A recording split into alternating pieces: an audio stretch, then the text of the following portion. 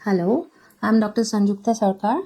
আমি দিলকুশা নার্সিংহোমে প্র্যাকটিস করি, কনসালটেন্ট গাইনোকোলজিস্ট অ্যান্ড অবস্টেট্রিশিয়ান। আমাদের কাছে অনেক ফিমেল পেশেন্ট আসেন, প্রেগনেন্ট পেশেন্ট। একটা তার মধ্যে খুব ইম্পর্ট্যান্ট প্রবলেম হচ্ছে গিয়ে হাইপারটেনশন ইন প্রেগনেন্সি। মানে প্রেগনেন্সিতে দেখা যাচ্ছে 24 সপ্তাহ পরে হঠাৎ করে ব্লাড প্রেশার বেড়ে যাচ্ছে। আর প্রেগনেন্ট পেশেন্ট দুভাবে আসে, একটা হচ্ছে গিয়ে আগে থেকেই তার হাইপারটেনশন ছিল, অথবা প্রেগনেন্সিতে হাইপারটেনশন ডেভেলপ করেছে। এখন এই পেশেন্টদের আমরা কি করে ধরতে পারি? তারা কন্টিনিউয়াস আসবে অ্যান্টিনেটাল চেক আপে, এবং তখন দেখা যাচ্ছে প্রেশারটা 140/90 বা 140/80 বেশি কনস্ট্যান্ট থেকে যাচ্ছে।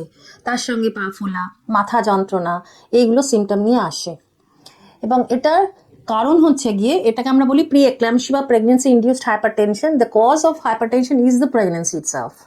সো যতদিন তার প্রেগনেন্সি কন্টিনিউ করবে ততদিন এই সমস্যাটা থাকবে। এবার এটা এতটাই ইম্পর্টেন্ট কেন?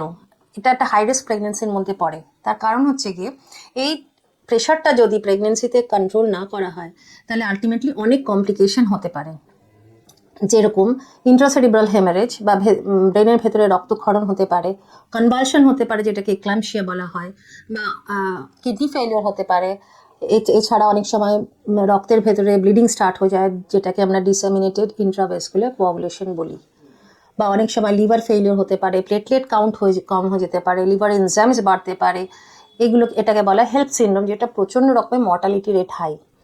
এবার এর প্রিভেনশন করার উপায়টা কি? ফার্স্ট হচ্ছে গিয়ে পেশেন্টকে বলতে হবে যে তোমরা কিন্তু রেগুলার চেক আপে থাকতে হবে। মানে মাসে মাসে যেরকম, বা অনেক সময় মাসে দুবার করে শেষের দিকে আমরা ডাকি চেক আপে, অ্যান্টিনেটাল চেক আপ।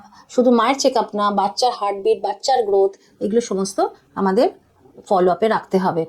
এছাড়া অনেক টেস্ট করতে হয়, যেরকম হচ্ছে গিয়ে কিছু ব্লাড টেস্ট আছে, যেরকম লিভার ফাংশন টেস্ট, এছাড়া আপনার কোয়াগুলেশন প্রোফাইল, তারপরে ইউরিন ফর প্রোটিন।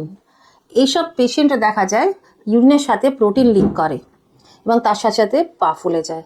এবং পেশেন্টদের বলা হয় যখনই চেক আপে আসে যে কিছু কিছু ডেঞ্জার সাইন বা ওয়ার্নিং সাইন্সের সম্বন্ধে খুব অ্যাওয়্যার থাকতে, যেরকম ইন্টেন্স হেডেক বা অত্যাধিক মাথা যন্ত্রণা করছে, বা দেখা যাচ্ছে যে ভীষণ চোখে একটুখানি যেন আবছা আবছা দেখছে, বা ইউরিন থেকে একটুখানি ব্লাড বেরোচ্ছে। এগুলো হচ্ছে ডেঞ্জার সাইন্স, কারণ হঠাৎ করে এইসব পেশেন্ট কিন্তু ইমিডিয়েটলি ফিটস বা এক্লাম্পসিয়া স্টার্ট হতে পারে।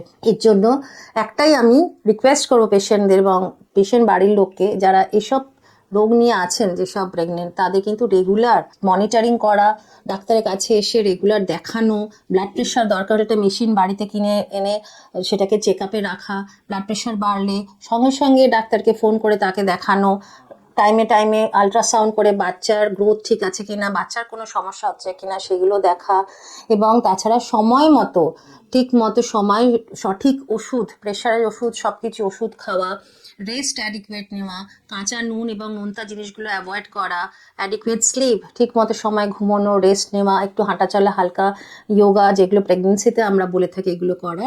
এগুলো করলে আমরা ভবিষ্যতে কিন্তু প্রেগনেন্সি ইনডিউসড হাইপারটেনশন বা প্রি এক্লাম্পসিয়া রিলেটেড যে কমপ্লিকেশনগুলো সমস্ত আমরা অ্যাভয়েড করতে পারবো, যাতে কিনা মাও সুস্থ থাকে এবং সঠিক সময়ে আমরা ডেলিভারি করে বাচ্চাকে যাতে ডেলিভারি করতে পারি, যাতে বাচ্চা এবং মা দুজনেই সুস্থ থাকে। নমস্কার।